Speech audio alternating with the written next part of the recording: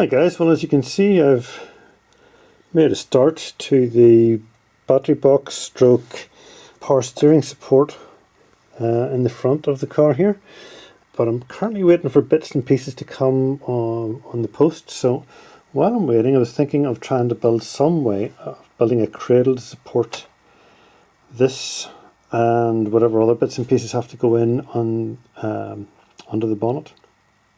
So what I was thinking of was I want to avoid as much as possible either welding to the chassis arms or the subframe or drilling new holes. As much as possible I want to avoid that. For various reasons it makes it easier for it to pass the testing when I come to get the car tested. The fewer modifications to the chassis and so on the subframe, the better. So with that in mind, I was thinking if I zoom in down there, you can hopefully see I've actually already taken the two bolts out. There was a bolt there and a bolt just in behind there, and I was also going to use this bolt as well. Those bolts are supporting the upper tie arm, I suppose you would call that. This bracket supports the upper tie arm and ties it into the chassis of the car. So what I was thinking of doing is, there's one of the bolts there, making a triangular shaped bracket, pretty much the same shape as this bracket, but one that fits right into that one, and reusing the same bolts, and then welding some form of a bracketry onto it to come up here, and also picking up maybe on, I don't know if you can see them down there, but there's a couple of bolts on the mounts for the gearbox. There we go, that's better. You can see the two bolts I was talking about there and there. So hopefully going to try and pick up on those bolts and those two bolts to build a bracket to support this the electronics that go under here. This bracket here could very well end up coming up and going out and being much bigger than it currently is, because I'm planning to put batteries into that. So this would be big enough that whatever bracket goes across could easily be tied into it, bolted into it or whatever, and that would be a way of making the whole thing one big single frame. So that's the current plan, and I've started by, as you can see, this cardboard cutout. Back to the CAD again, the cardboard aided design, and that piece of cardboard pretty well fits in there, just inside that bracket. So what I plan to do then is to cut a piece of steel slightly bigger than this, probably 5mm or 6mm bigger than this all the way around, and then fold in the edge so that it fits nice and neatly inside this other bracket, and then I'll be able to weld to that and basically use that as the basis for the support frame. So that's the plan. I've got this made, cut out, pretty accurate. So I'll now draw this, transfer this onto a piece of steel, and then we'll take it from there. Okay, so as you can see, we've cut out the piece of metal that we're talking about. It's about a 1.5mm, something like that. Slightly bigger than the piece of cardboard. So the next step is to draw right tight to the cardboard, because the cardboard fits inside that plate on the side of the car. And then we're going to try and bend it in at the line all the way around. Not going to be easy, especially around places like this, but we'll give it a go and see how we get on. Of course the straight bits are relatively easy. I just put that in the vise and pulled it over, but going around the corners requires a bit of lateral thinking, and this is something that I was shown a few years ago. A way of going around corners. If you're wondering, by the way, why I'm putting this flange on it, it's purely to give it more strength. A piece of metal with a bit of flange is much stronger than a piece of flat metal. But going around, just put it in the appropriate amount and bend it up. Now, you have to be careful not to take too big a bite of it each time. And just gradually work our way right the way around the whole piece of metal. And just bend it up.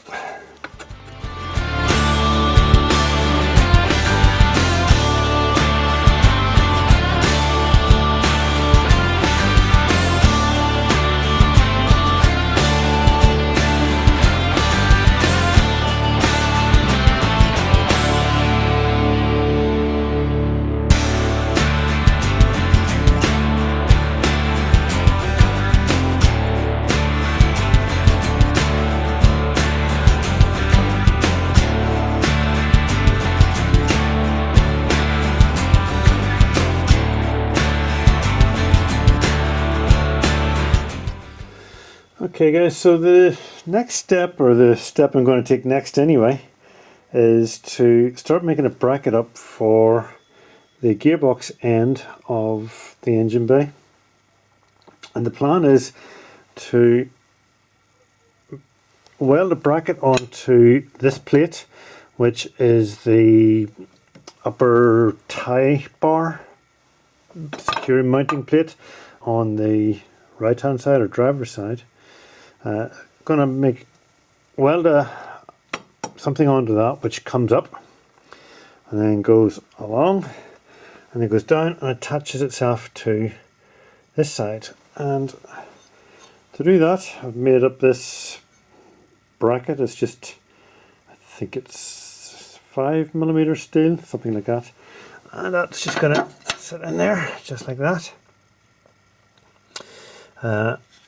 I'll drill holes to pick up that mounting point and one there. That will be bolted on there, and like I say, a support bracket or support stand or whatever you want to call it will come up and straight across to there.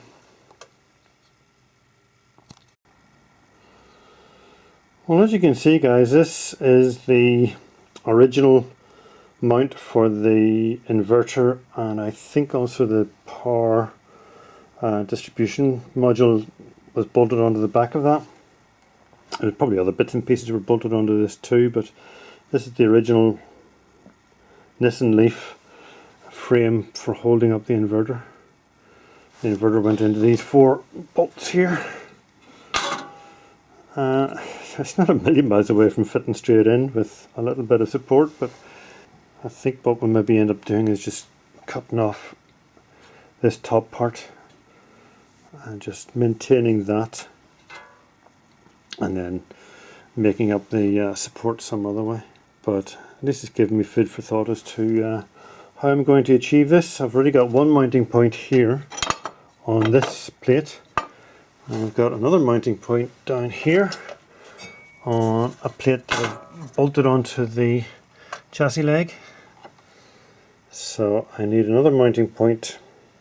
I'm going to pick this one up actually, pick up this mounting point for a forward mounting point. And on this side I will probably have to fabricate one in the chassis leg. I'm trying to avoid drilling holes or cutting into or welding into any of the original vehicle structural supports, just purely because it makes it easier to get it through the checks and safety checks that we have to go through here in the UK when we're changing a vehicle over or converting a vehicle.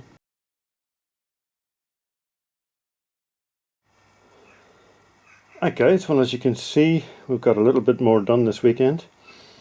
The brackets that I fitted to the engine mounts, or what used to be engine mounts are now motor mounts.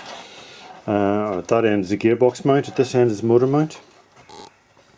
And there's another one in there. Let's get a bit of light. Let's see what we're doing there. So you can see that sort of triangular shaped bracket, which is the normally used as the mount for the upper tie bar. That I've welded to and brought it up, across and down, and I've come from here up, across and back onto that again, and that is the hopefully the final resting place for the inverter. And as you can see, I'll bring you in so you can see a bit better, there is loads of space underneath that, potentially for batteries, I'm not sure, we'll see about that. There's other things to go in like chargers and DC to DC converters and fuse boxes and lots of other stuff to go in here, so I'm not sure how many more batteries will go in there, but at least we now have something that this can tie in with. This is the front battery box, which will probably come up, and there might be a bit of room in there, we'll see. Let's see, not make any promises in that front. But at least we're making some sort of progress anyway, albeit slowly. These are all just tacked into position for now. They're not finally welded, and when I do get around to finally welding them, there's going to have to be a lot more gussets and cross beams and triangulation and whatever to try and give it some strength. The only thing is the OEM battery used to go in here, and I don't think it'll fit with this in where it is, so we may have to relocate our battery. Lots of other things to take into account, but the bonnet closes with a gap of about that much between this and the sound deadening in the bottom of the bonnet. So I'm happy that this is not as high as it could be, but high enough that it's in a good position. And like I said, it gives me plenty of space to do stuff underneath it. But we'll see what we can do there. So now the fun bit is going to be to see if this is going to come out in one piece.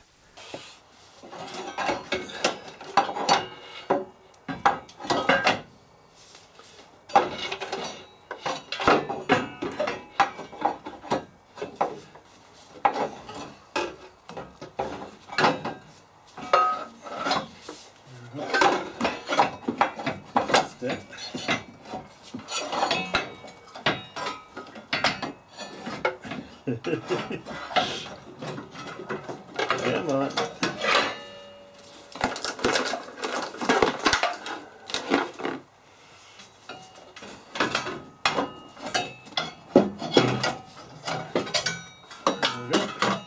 We're free!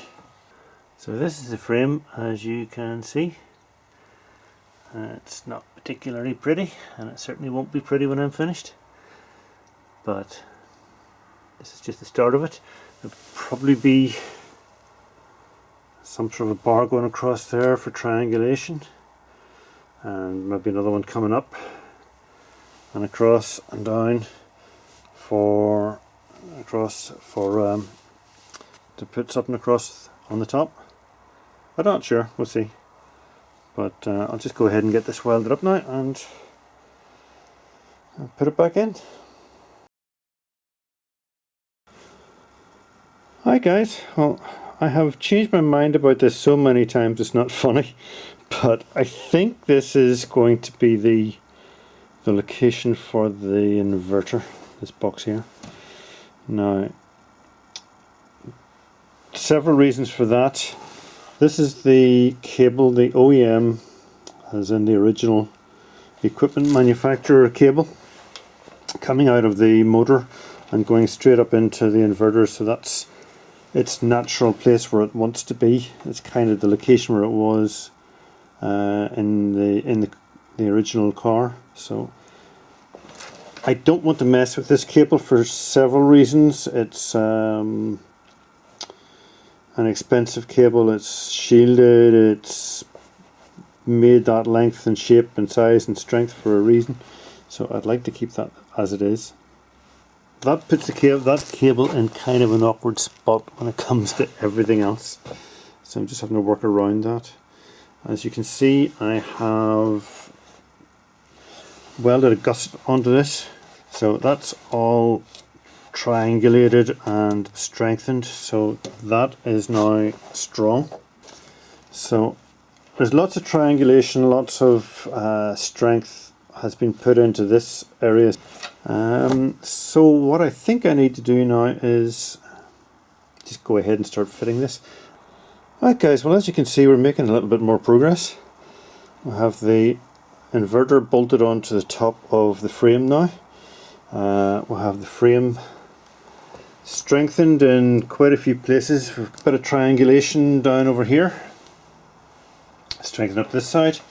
And we have another, hopefully you can see that, we have another upright going down to the chassis leg. Still has to be bolted in from the top, but there's a bolt on the side.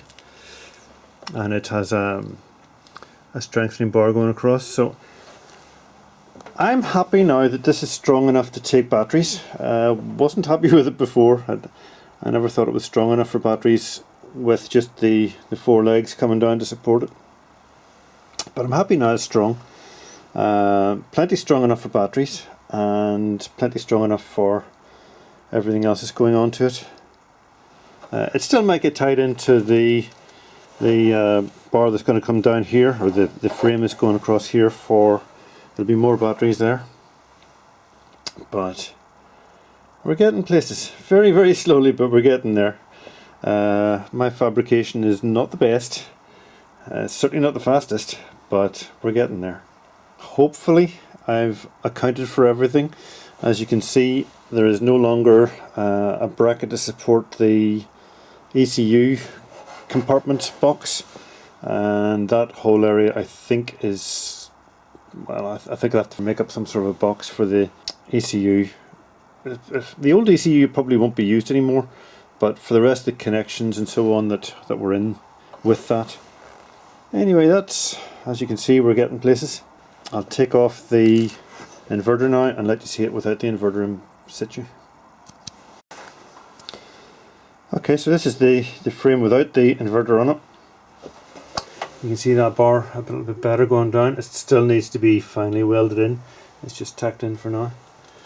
And as you can see, I've welded in brackets here and here to take the back of the inverter. And I'm just going straight to the, I just tapped the steel here. Hopefully it'll be strong enough. I could always weld another bolt in the bottom if need be on this one. This one not quite so easy because there's an upright there, but it'll be fine. And you can see, get a better look at the the triangulation that's going on in there. It kind of evolved. I don't think I could ever have designed that. That just evolved. I suspect it's not optimal, shall we say, but it'll do. It's strong and that's all that matters. This corner, this side is being supported from, set this down, it's being supported from this bracket here, which is going down to the chassis leg, this bracket, which is the upper tie arm support bracket, which is bolted into the side of the chassis leg, and this bracket going straight down to the chassis leg. So that's strong. It's actually quite difficult to get this off now. I have to kind of slide this triangular bracket through this gap to try and get it out, but it does fit. And then this side is on this chassis leg, and this leg is down onto that part of the chassis leg. So it's all probably as strong as it could be. Like I say, I'm sure if I was to sit down with a blank sheet of paper and design it, I would not have come up with that, what you see there, but it kind of works. It's probably massive overkill, but when you've got 100 kilos or 50 or 100 kilos of batteries and inverter and in this frame, I think it needs to be strong. I'm happy with all of that, so what I need to do now is just take this off again. I'll need to weld in a couple of bolts, or not, sorry, here and here to pick up. I've threaded these, but I think it'd be better with nuts put in there as well. How I'm going to put the batteries into it, I haven't quite figured out. Obviously, with this coming up through the middle, that's going to be a bit of an issue. So I suspect what I'll do is I'll make a box to hold the batteries, and then just fit the box into there. I think that's going to be the best thing. Whether it's done well, whether it's done correctly, whether it's done the best way it possibly could, different matter entirely, but I'm having fun, and as far as I'm concerned, that's what's important. Thanks for watching. Bye for now.